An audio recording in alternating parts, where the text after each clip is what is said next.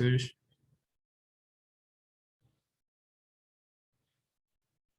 Muito bem, meus amigos, estamos aqui para mais um estudo da classe bíblica Verdade. Hoje nós vamos estudar um tema muito importante. Na lição 13, nós vamos estudar a verdade sobre o santuário. Como eu falei anteriormente, esse é um tema que não é ensinado na maioria das igrejas. Na verdade, só uma igreja que eu conheço que ensina essa doutrina sobre o santuário, sendo que ele é muito importante. O santuário, ele é o centro do plano da salvação. A gente vê isso, por exemplo, no livro do Apocalipse. Todo o acontecimento ali no livro do Apocalipse, ele passa pelo santuário, tá? Vocês vão entender que existe um santuário na terra, esse que vocês estão vendo aí na imagem, né? Esse foi o primeiro santuário construído por Moisés, no tempo que o povo de Israel ainda estava no deserto. Mas esse santuário ele foi feito a partir de um modelo. E nós vamos ver que modelo foi esse, tá bom? Então, esse é um estudo bastante com vários detalhes, então ele é um pouco longo. Vou tentar aqui correr para a gente não passar muito do tempo, tá bom? E eu peço que você preste bastante atenção para que a gente consiga avançar, tá bom? Então, convido vocês a fecharem os olhos para nós orarmos antes de iniciar o estudo, né? Oremos. Senhor nosso Deus, muito obrigado por estarmos aqui nessa tarde, reunidos como irmãos e com o propósito de juntos estudarmos a Tua Santa Palavra.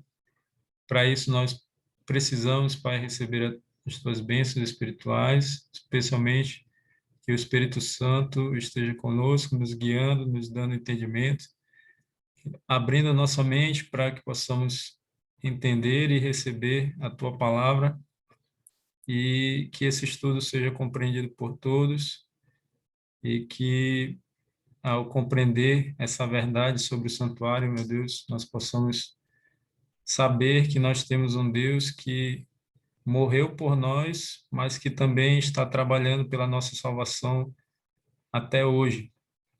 E por isso nós não precisamos duvidar da nossa salvação, mas precisamos apenas cooperar com o Senhor para sermos salvos.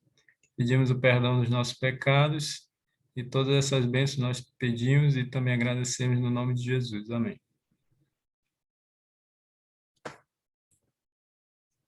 Tudo bem, meus amigos? Para que possamos desfrutar plenamente os benefícios do Evangelho, devemos entender a obra que Jesus fez por nós no passado, o que ele faz agora no presente e o que ele fará no futuro. Podemos compreender esse assunto estudando as cerimônias do santuário terrestre dos israelitas, que prefigurava o atual ministério de Cristo no santuário celestial. É fundamental que entendamos o que a Bíblia ensina sobre esse tema. Então, como eu já falei, esse é um tema muito importante e que você precisa conhecer, e você vai conhecer agora. A primeira pergunta nós vamos ver, após o pecado de Adão e Eva, o que eles fizeram para resolver o problema da sua nudez? Gênesis 3:7, que diz: Abriram-se então os olhos de ambos e, percebendo que estavam nus, coseram folhas de figueira e fizeram cintas para si. Então, após o pecado de Adão e Eva, o que eles fizeram para resolver o problema da sua nudez? Eles coseram folhas de figueira e fizeram cintas para si. Ou seja, eles fizeram roupas utilizando folhas de figueira. Qual o problema de se fazer roupas, aliás, feitas de folhas, né? O problema é que essas folhas vão murchar, vão secar e essa roupa vai se perder, né? Então, essa era uma roupa provisória, não resolvia o problema da nudez de Adão e Eva, né? Resolvia, assim, provisoriamente. A segunda pergunta, o que Deus fez para resolver esse problema? Gênesis 3:21. Fez o Senhor Deus vestimentas de peles para Adão e sua mulher e os vestiu. Então, o que Deus fez para resolver esse problema?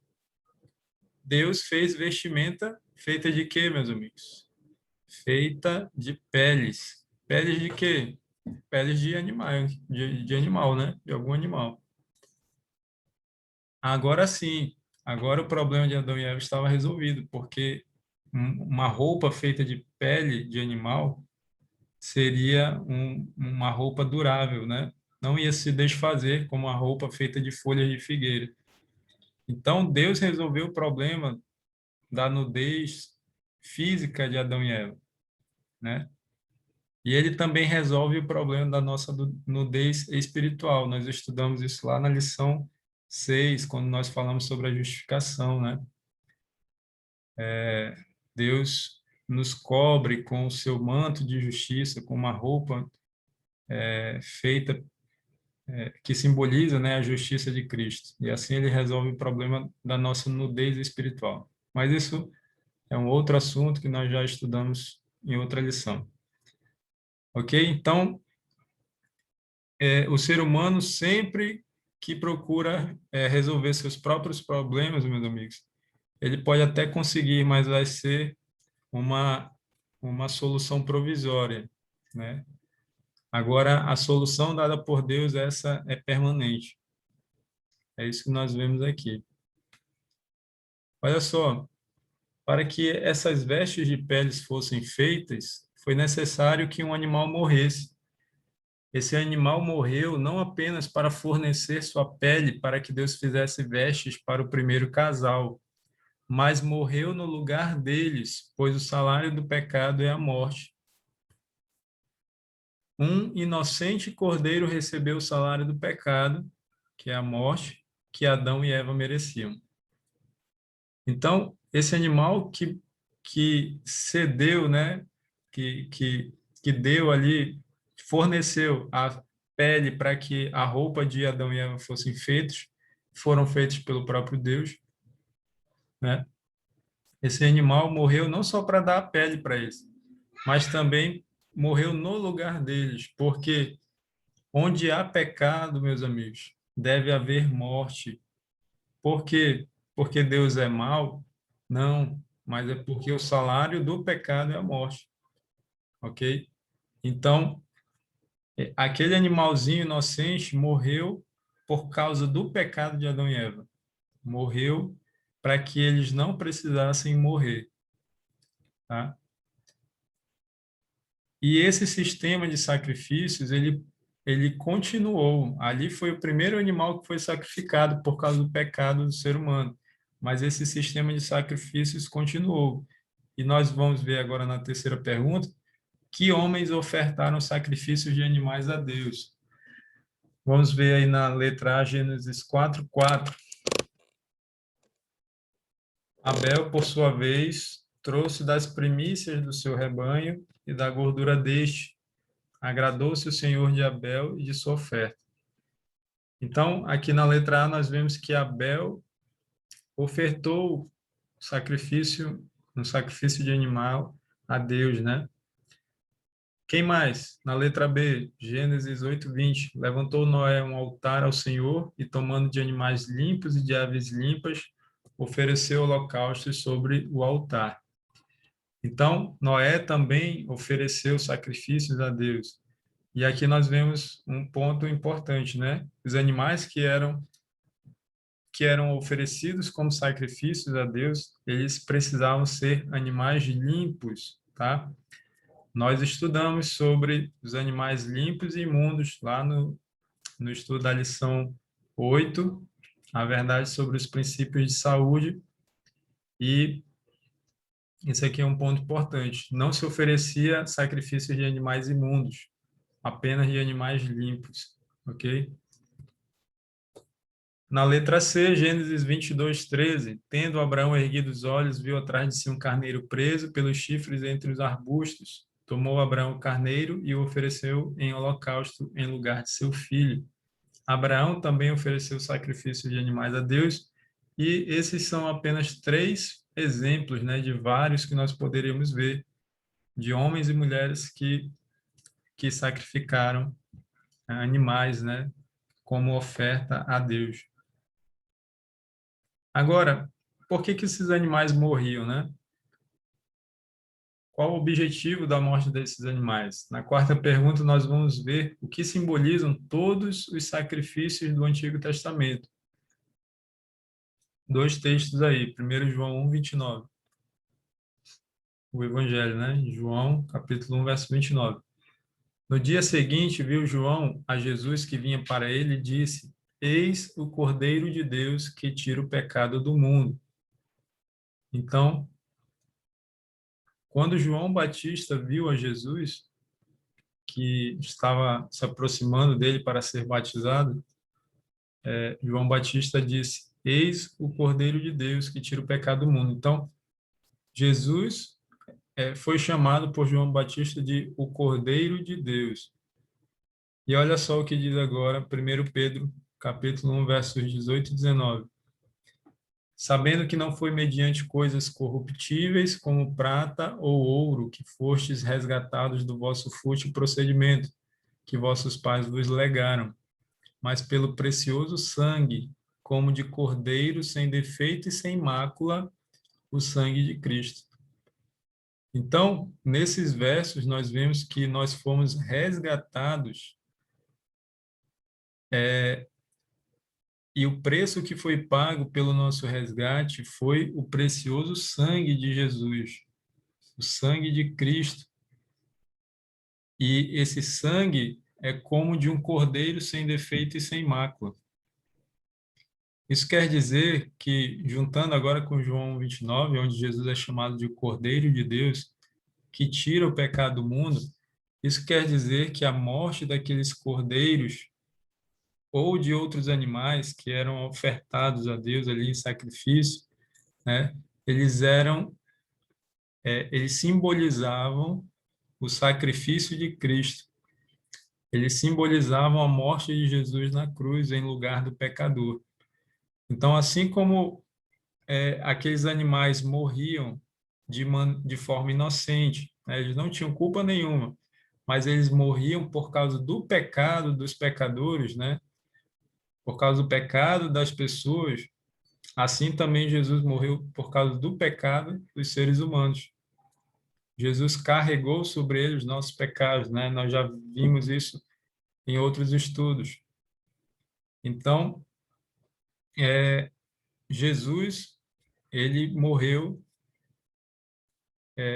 no lugar do pecador, e cada sacrifício que aconteceu antes disso acontecer, né, antes da morte de Jesus na cruz, elas apontavam para esse acontecimento. Então, a morte dos animais era um tipo daquilo que ainda iria acontecer. E olha só que interessante aqui nesses versos, é que o cordeiro, ou às vezes eram outros animais, ele tinha que ser sem defeito e sem mácula. Mácula é mancha, né? Então, eles não podiam ter nenhum defeito, senão eles não eram aceitos. E também não podiam ter manchas. Por quê, meus amigos? Porque eles simbolizavam Jesus. E Jesus veio a essa terra, não pecou, portanto, foi sem defeito e sem mancha. Jesus não teve nenhuma mancha do pecado, né? Por isso que os animais deveriam ser assim também. Na quinta pergunta agora, nós vamos ver que pedido especial Deus fez a Moisés. Está em Êxodo 25:8. E me farão um santuário para que eu possa habitar no meio deles. Então, que pedido especial Deus fez a Moisés? Deus disse, e me farão um santuário. E qual era o objetivo do santuário? Para que Deus pudesse habitar no meio do seu povo. Então, quando se fala em santuário na Bíblia, meus amigos, o santuário ele sempre tem um objetivo. né? Ele tem o mesmo propósito, que é servir de habitação para Deus. É por isso que o nosso corpo é santuário do Espírito Santo. Por quê? Porque ele serve de habitação para Deus. Mais especificamente, o Deus Espírito Santo. Tá certo? E o santuário terrestre, ele tinha esse objetivo. Deus queria habitar no meio do seu povo e ele iria habitar ali no santuário. Vamos ver mais detalhes sobre esse santuário. A sexta pergunta. O santuário era formado por 3 partes. Quais eram essas partes e quem tinha acesso a elas? Letra A, Levítico 3, versos 1 e 2.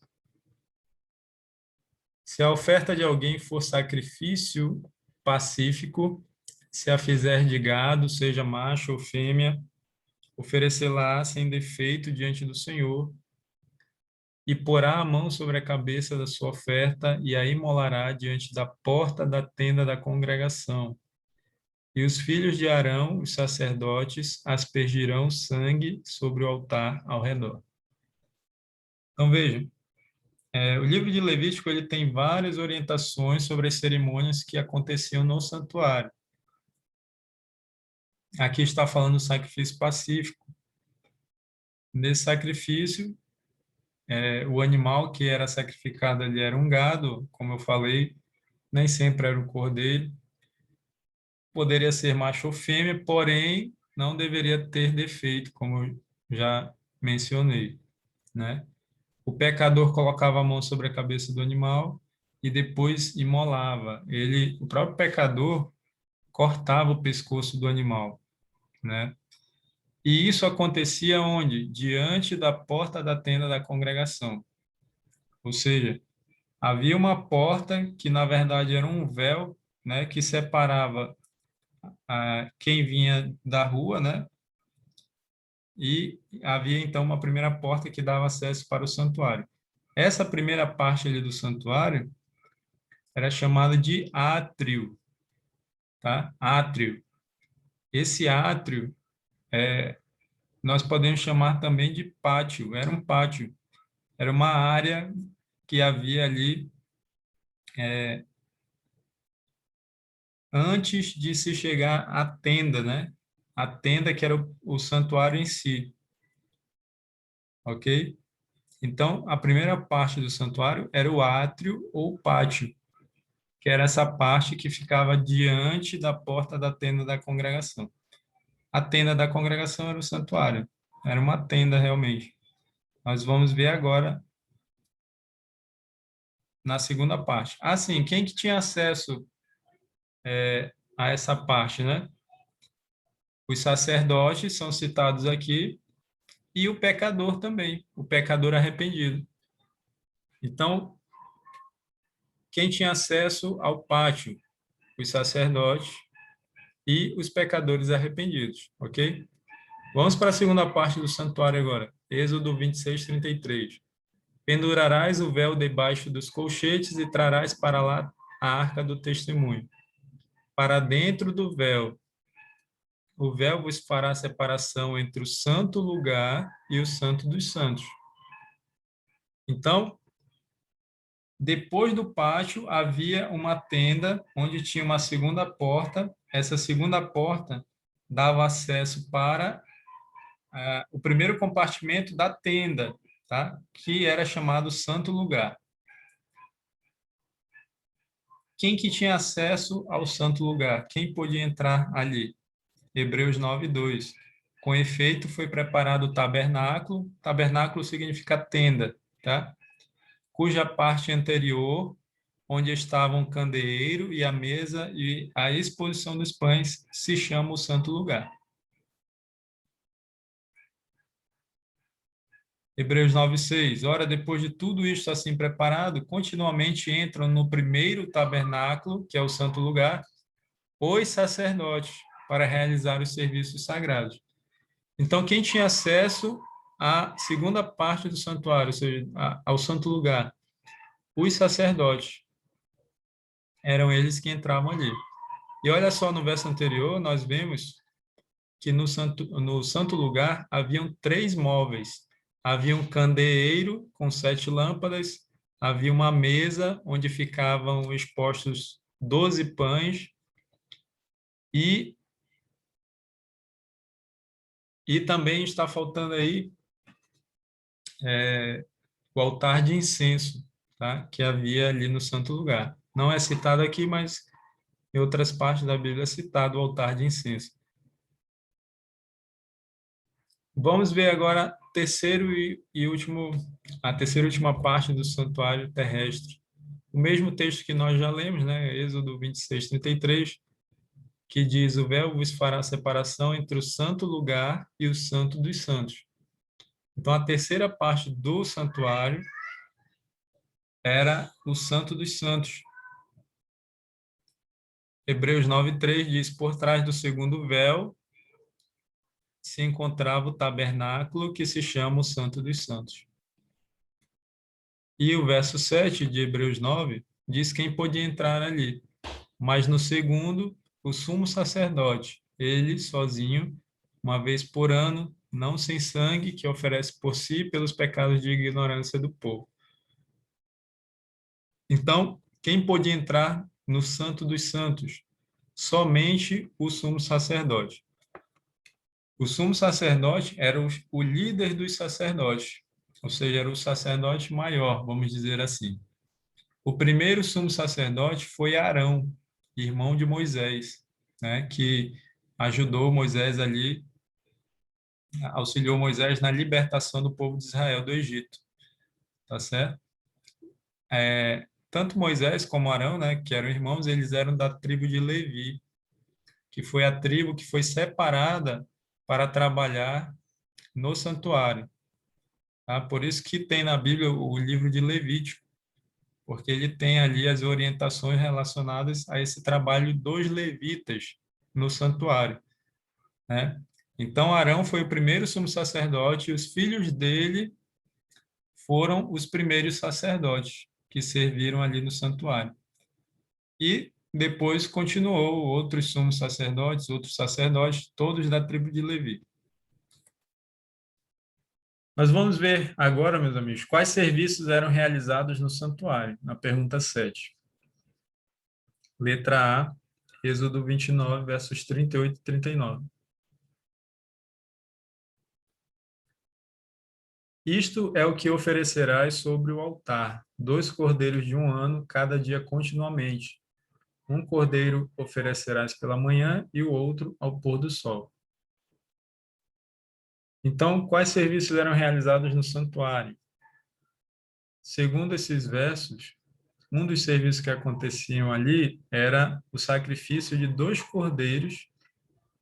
Esses cordeiros deveriam ter 1 ano de idade, né? Esse sacrifício devia acontecer todos os dias, continuamente, e um cordeiro deveria ser oferecido pela manhã e o outro ao pôr do sol. Isso aqui é bem interessante, meus amigos, porque existe uma prática cristã chamada culto familiar, né? E o culto familiar é quando você reúne a sua família para buscar a Deus juntos, né? E esse culto familiar, ele deve acontecer em 2 momentos. E exatamente são os 2 momentos do sacrifício dos cordeiros, né?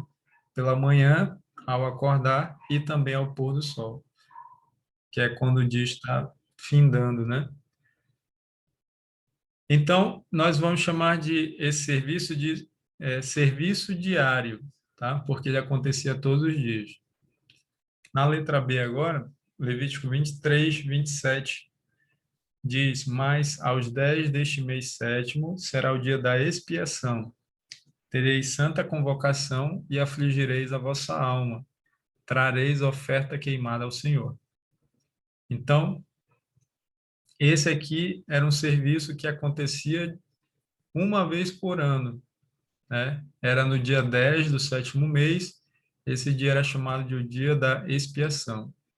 Esse dia da expiação era um dia em que aconteciam algumas cerimônias ali que marcavam a purificação do santuário, tá? No próximo estudo, nós vamos estudar com mais detalhes esse dia da expiação, porque ele tem um significado profético, tá? Então, esse aqui é o serviço anual. Nós vimos, então, que haviam dois serviços no santuário, o serviço diário e o serviço anual. Na oitava pergunta, nós vamos ver como fazia o pecador para receber de Deus o perdão dos seus pecados. O que o pecador deveria fazer para receber o perdão dos seus pecados? Levítico 5, 17 e 18. E se alguma pessoa pecar e fizer contra algum de todos os mandamentos do Senhor, aquilo que se não deve fazer, ainda que o não soubesse, contudo será culpado e levará a sua iniquidade. E do rebanho trará ao sacerdote um carneiro sem defeito, conforme a tua avaliação, para oferta pela culpa. E o sacerdote por ela fará expiação no tocante ao erro que por ignorância cometeu e lhe será perdoado. Levítico 5, 17 e 18. Então, como fazer o pecador para receber de Deus o perdão dos seus pecados? O pecador deveria levar um carneiro sem defeito, né? Que seria para oferta pela sua culpa, né? Na nona pergunta, por que esse animal deveria ser sem defeito? 1 Pedro 1,19. Mas pelo precioso sangue, como de cordeiro sem defeito e sem mácula, o sangue de Cristo. Nós já lemos esse texto e nós vimos que o motivo desse animal ser sem defeito é porque ele simbolizava Jesus, que também não teria nenhum defeito, né? Jesus viria ainda à Terra no futuro e Deus já estava profetizando que ele não teria nenhum defeito, ou seja, que ele não pecaria, ele não cometeria nenhum pecado, né? Ou seja, ele obedeceria a todos os mandamentos da lei de Deus. E aí, meus amigos, só completando aqui a pergunta anterior que nós vimos, como o pecador fazia para receber o perdão dos seus pecados, né? Aqui. O pecador arrependido, ele deveria ir até o santuário levando um animal, né, sem defeito, sem mancha, e ali, conforme o texto que nós já lemos anteriormente, o pecador colocava a mão sobre a cabeça do animal e confessava os seus pecados. A quem? Ao sacerdote. O sacerdote estava ali do lado dele acompanhando.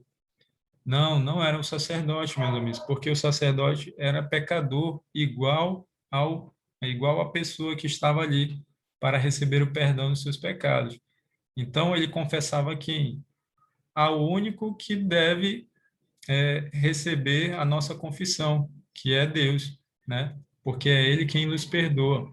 Então, o pecador arrependido colocava a mão sobre a cabeça do animal. Então, ele confessava os seus pecados a Deus.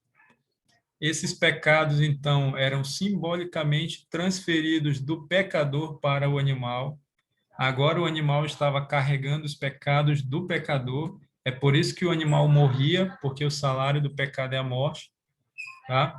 E aí, o sacerdote, o próprio pecador, então, degolava o animal, o sacerdote colhia parte desse sangue, né? Depois esse animal era cortado e era queimado ali sobre o altar de sacrifícios que ficava ali no pátio. E depois, com esse sangue, o sacerdote colocava um pouco desse sangue ali no altar de sacrifício e a outra parte ele entrava ali no santo lugar, no primeiro compartimento da tenda da congregação, do santuário, né? E ali ele espirrava ou aspergia esse sangue no véu que separava o santo lugar do santo dos santos. E isso era feito durante um ano todo, até que chegava o dia da expiação.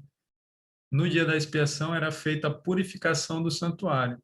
E esse véu todo manchado de sangue ali, simbolizando que o pecado passou do pecador para o animal e do animal para o santuário, esse véu era trocado ali.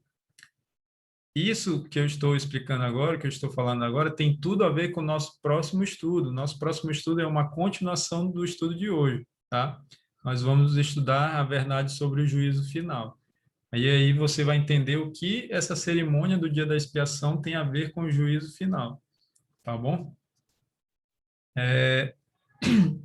Então, assim era o ritual ali, a cerimônia, e tudo isso era feito para que o pecador pudesse receber o perdão dos seus pecados. Então, vejo, meus amigos, que hoje nós temos muito mais facilidade do que as pessoas naquela época, né?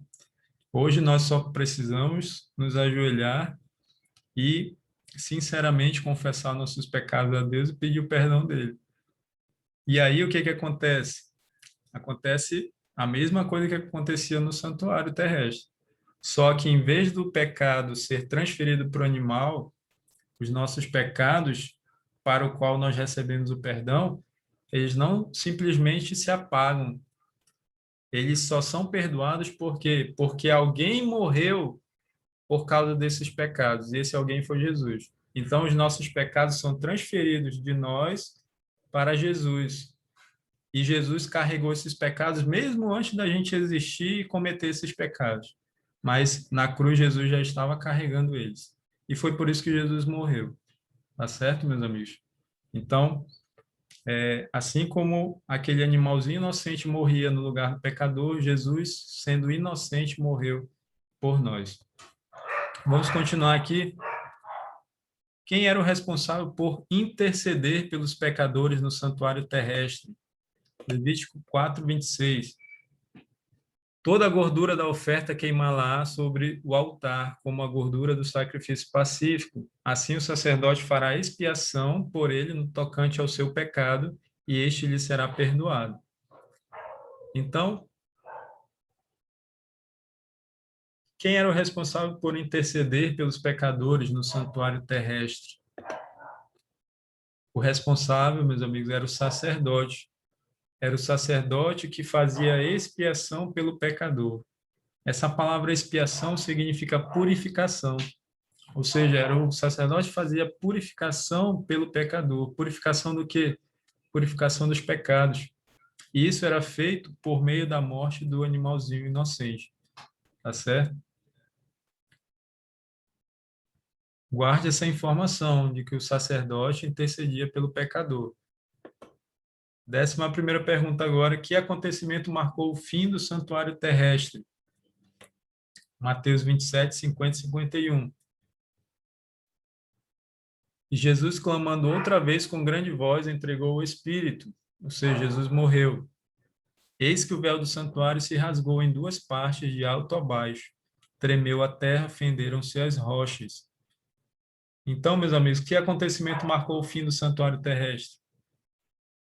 Foi a morte de Jesus. Quando Jesus morreu, o véu do santuário, o véu que separava o santo lugar do santo dos santos, esse véu se rasgou.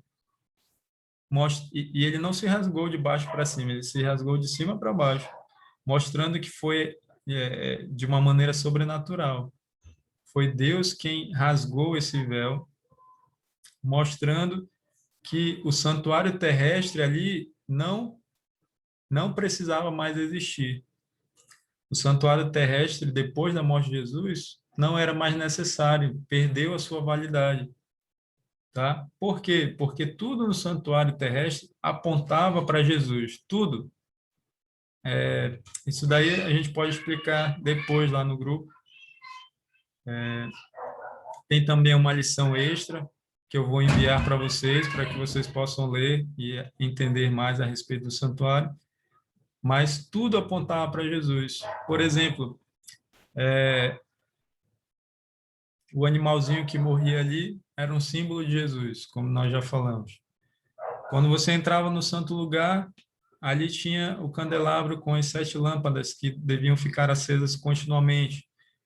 Essa luz ali era um símbolo de Jesus, que disse que Jesus disse ser a luz do mundo. Os pães eram um símbolo de Jesus também, porque Jesus é o pão da vida, tá? O altar de incenso representa a oração dos santos que sobem e chegam até Jesus. Então, tudo apontava para Jesus no santuário terrestre.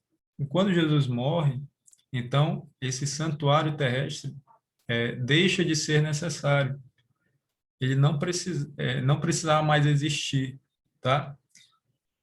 Embora os judeus ainda tenham continuado utilizando o santuário, né, o Templo de Jerusalém, mas depois da morte de Jesus ele não mais tinha nenhum sentido, não tinha mais nenhuma utilidade.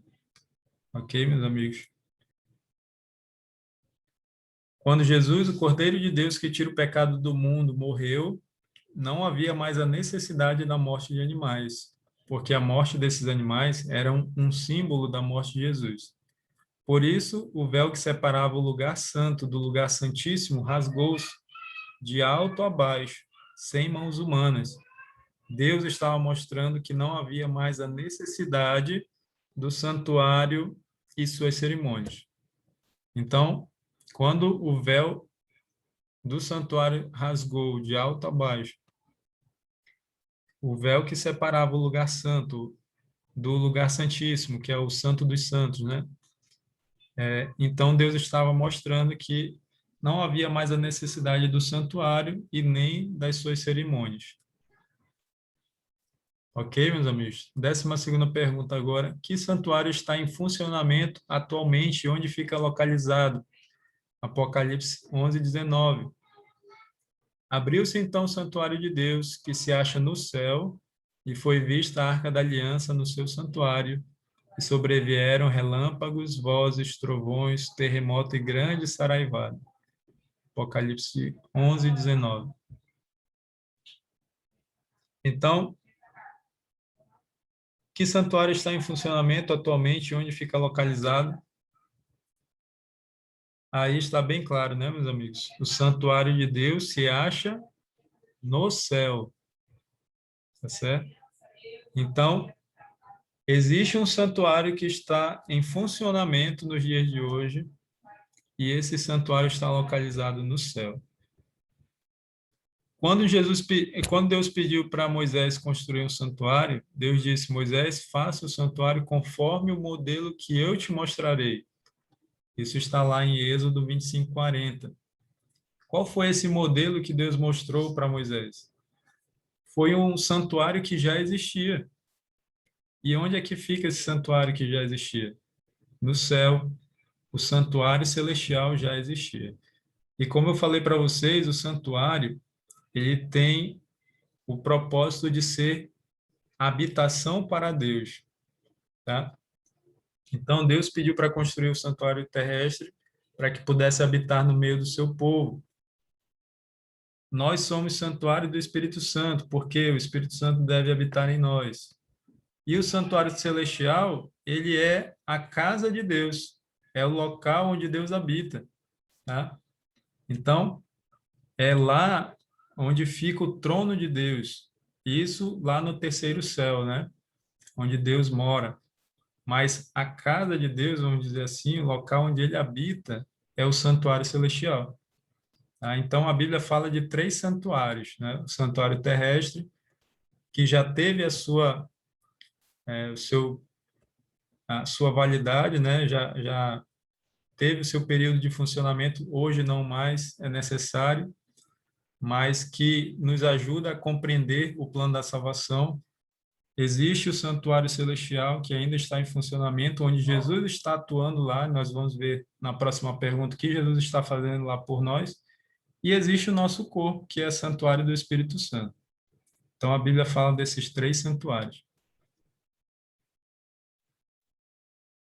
E me farão santuário para que eu possa habitar no meio deles, segundo tudo que eu te mostrar, para modelo do tabernáculo e para modelo de todos os seus móveis, assim mesmo fareis.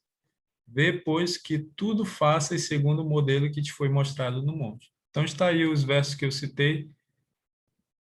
Deus disse que iria mostrar para Moisés o modelo do tabernáculo, o modelo dos móveis que haviam no tabernáculo. E depois Deus diz assim: olha, Moisés, faz tudo conforme o modelo que eu te mostrei no monte. Que modelo foi esse que Deus mostrou? Esse modelo que Deus mostrou a Moisés é o verdadeiro santuário, que é o santuário celestial.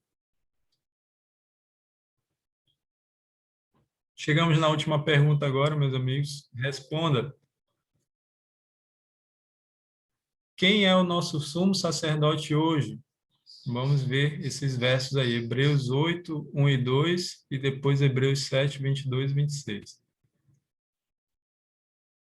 Hebreus 8, 1 e 2. Ora, o essencial das coisas que temos dito é que possuímos tal sumo sacerdote que se assentou à destra do trono da majestade nos céus, como ministro do santuário e do verdadeiro tabernáculo que o Senhor erigiu, não o homem. Então, a pergunta é: quem é o nosso sumo sacerdote hoje?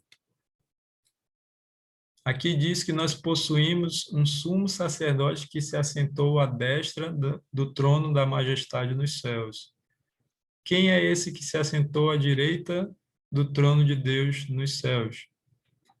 É Jesus, meus amigos. Jesus é esse sumo sacerdote que é chamado também aí de ministro do santuário e do verdadeiro tabernáculo. E vejam que esse verdadeiro tabernáculo, que é o santuário celestial, ele não foi construído por homens, como o santuário terrestre foi construído por homens, mas ele foi construído pelo próprio Deus. O outro verso é Hebreus 7, 22 e 26. Por isso mesmo, Jesus se tem tornado fiador de superior aliança. Com efeito, nos convinha um sumo sacerdote como este, santo, inculpável, sem mácula, separado dos pecadores e feito mais alto do que os céus. Então, meus amigos, está bem claro aí quem é o nosso sumo sacerdote hoje. Jesus é o nosso sumo sacerdote. E vejam que, diferente do sumo sacerdote do santuário terrestre, que era um pecador, né, como nós, era um ser humano, portanto pecador, Jesus não. Jesus é santo, é inculpável, sem mácula, olha só, por isso que o cordeiro, o animal, deveria ser sem mácula, sem mancha, separado dos pecadores, feito mais alto do que os céus. Então, nós temos um sumo sacerdote perfeito, meus amigos, que é Jesus Cristo. O que Jesus pode fazer por nós como nosso sumo sacerdote? Hebreus 7, 25. Esse é um dos textos mais bonitos da Bíblia, meus amigos. Olha só o que diz. Por isso também pode salvar totalmente os que por ele se chegam a Deus, vivendo sempre para interceder por eles. Então, o que Jesus pode fazer por nós como nosso sumo sacerdote? Jesus pode nos salvar totalmente, meus amigos. Então, vejam, Jesus não nos salva pela metade. Jesus tem poder para nos salvar totalmente. E Jesus vai salvar aqueles que por ele, por meio dele, se achegam a Deus o Pai. Então, é por meio de Jesus que nós nos achegamos a Deus o Pai. Aqueles que vão até Deus por meio de Jesus, esses serão salvos por Jesus. Ok? Só um minuto aí, meus amigos.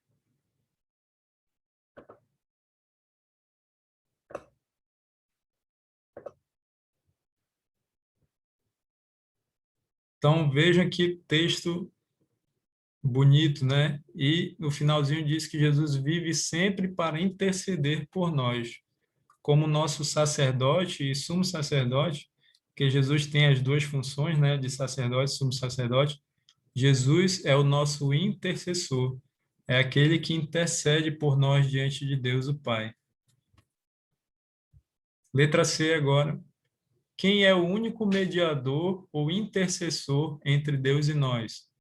Hebreus 8:6. Agora, com efeito, obteve Jesus ministério tanto mais excelente, quanto a ele também mediador de superior aliança instituída com base em superiores promessas. Então, aqui nós vemos que Jesus é chamado de o nosso mediador, tá? Jesus é o nosso mediador. E 1 Timóteo 2,5 diz: porquanto há um só Deus e um só mediador entre Deus e os homens, Cristo Jesus, homem. Então, a pergunta é: quem é o nosso único mediador ou intercessor entre Deus e nós, né? A resposta é Jesus Cristo, meus amigos. Jesus é o nosso único intercessor ou nosso único mediador. O que significa mediador?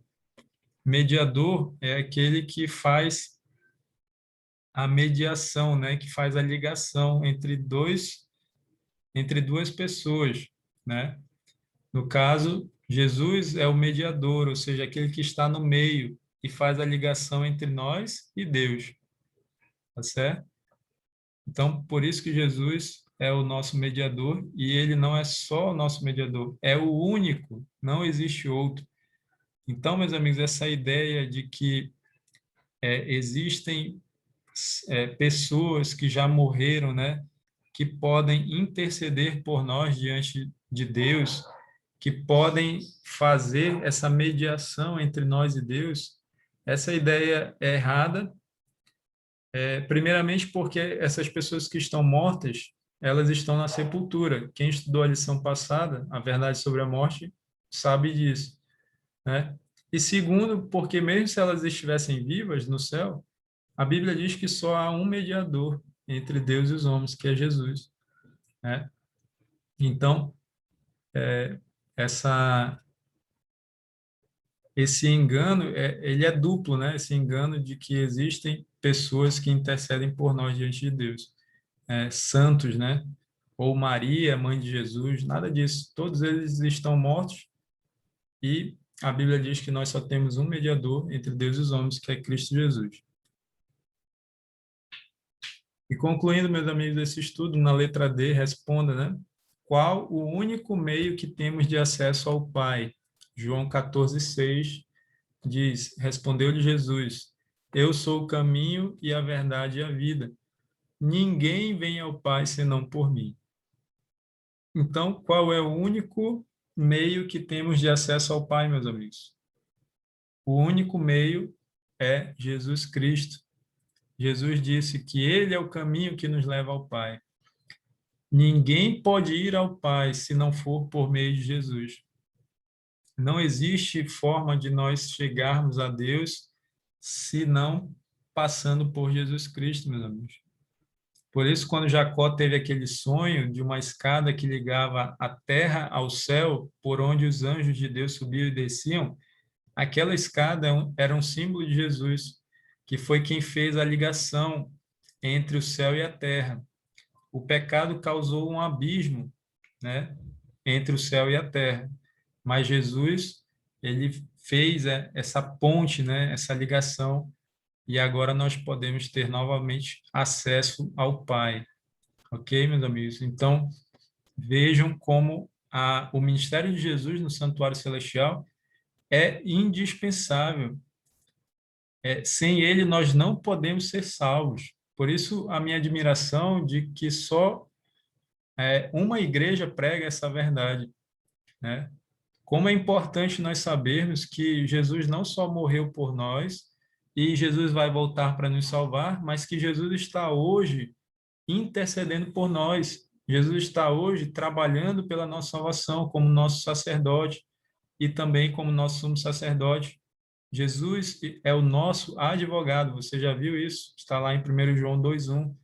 Essa obra de Jesus como advogado é a mesma obra como sacerdote, é a mesma obra como intercessor, é a mesma obra como mediador. Tudo é sinônimo, é o mesmo trabalho, tá? Então, veja como é importante nós conhecermos a verdade sobre o santuário. E aí nós concluímos esse estudo de hoje tomando a seguinte decisão: E eu convido você a tomar essa decisão hoje também. Entendi que o santuário terrestre ensinava ao povo de Deus o plano da salvação. Entendi que para que eu não morresse, alguém teve que morrer no meu lugar. E esse alguém foi Jesus. Jesus morreu na cruz por causa dos meus pecados. A minha culpa foi colocada sobre ele. Jesus não merecia morrer, mas entregou sua vida por me amar. Não existe amor maior do que esse. Então, essa aqui é aquilo que nós entendemos na lição de hoje, né?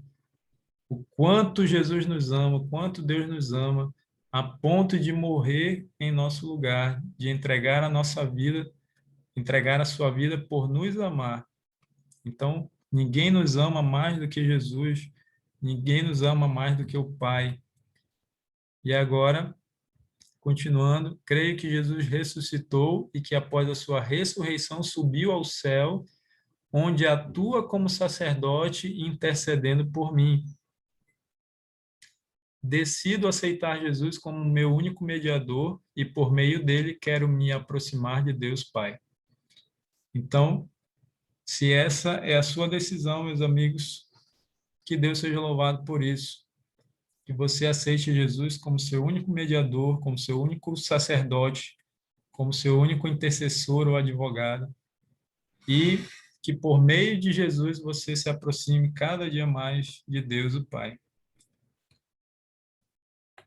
Que bênção, né, o estudo de hoje, onde nós pudemos conhecer a verdade sobre essa doutrina tão linda do santuário, né, que nos mostra, não só nos mostra a obra de Jesus por nós hoje, né, mas também nos revela o grande amor de Deus por nós. Então, nós vamos orar agora e depois vamos deixar um espaço para que vocês possam fazer suas perguntas ou algum comentário, tá bom? Então, convido você a fechar os olhos e vamos orar. Senhor nosso Deus, muito obrigado por podermos juntos estudar a verdade sobre o santuário, essa doutrina tão linda, Pai, mas também tão esquecida pela maioria das igrejas cristãs, mas que bom que o Senhor deixou isso revelado na Tua palavra e nós podemos aprender essa verdade hoje, podemos ver o quanto o Senhor nos ama, né, a ponto de entregar o Teu Filho para morrer em nosso lugar, e podemos ver o quanto Jesus nos ama a ponto de entregar a sua vida, permitir que o seu sangue fosse derramado por causa dos nossos pecados. E muito obrigado porque Jesus não só morreu por nós, mas hoje está no santuário celestial intercedendo por nós, sendo nosso mediador, fazendo essa ligação entre nós e o Senhor, e assim nós podemos nos achegar até o teu trono de graça por meio de Jesus Cristo. Que nós possamos aceitar essa obra de Jesus como nosso advogado, possamos confiar em Jesus para a nossa salvação e que nós possamos caminhar cada dia nessa jornada, Pai, nos esforçando, cooperando com o Senhor para sermos salvos. Abençoe os nossos amigos que dedicaram esse tempo para estudar a Tua palavra juntamente comigo, que eles continuem crescendo a cada dia na Tua graça e no Teu conhecimento. Em nome de Jesus que te peço e agradeço essas bênçãos. Amém. Amém. Muito bem, meus amigos. Mais uma lição estudada, graças a Deus, né? Mais uma lição concluída.